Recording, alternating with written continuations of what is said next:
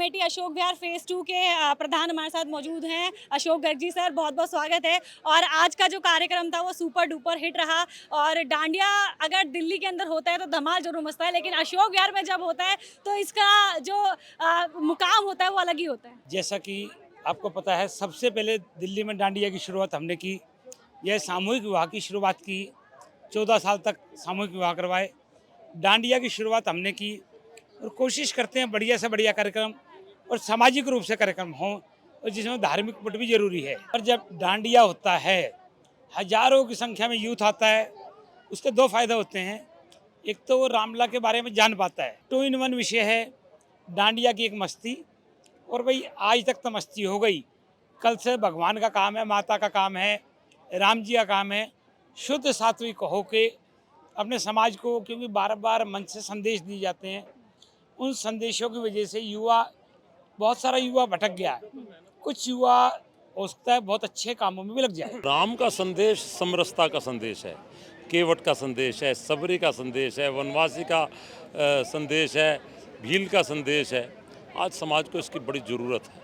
जो बार बार लोग हिंदू समाज को जातियों में बांटना चाहते हैं, तो राम ने कैसे उन जातियों को सम्मान दिया, कैसे राम उठकर गए, उनके घर तक गए, जाकर गले लगाया और ये बताया कि सारे काम में, समाज के काम में हर एक का अपना महत्व है। आज फिर वो समय आ गया। कुछ लोग इस देश को जातियों में तोड़कर अपना उल्लू सीधा करना चाहते हैं। ये समरसता का संदेश है कि प्रभु राम ने जो किया उससे हमें सीखने की ज़रूरत है, और हमें और ज़्यादा अधिक दृष्टि से मजबूत होकर इस देश को, भारतवर्ष को, इसकी संस्कृति को पूरे दुनिया में छाने का समय आया। और ये उसी तरीके से चल सकता है जिस तरह प्रभु राम ने कहा है। ये वर्ष विशेष वर्ष है, और विशेष वर्ष इसलिए कहेंगे जो पूरी दुनिया के अंदर चल रहा है। जिस तरीके की भारत ने एकदम प्रधानमंत्री नरेंद्र मोदी जी के नेतृत्व में एक ये झंडा लहराया है, बताया कि भारत किसे दबता नहीं, हर देश का सम्मान करता है, और बड़े से बड़े देश जो दादागिरी दिखाना चाहते हैं, तो इसलिए विशेष है।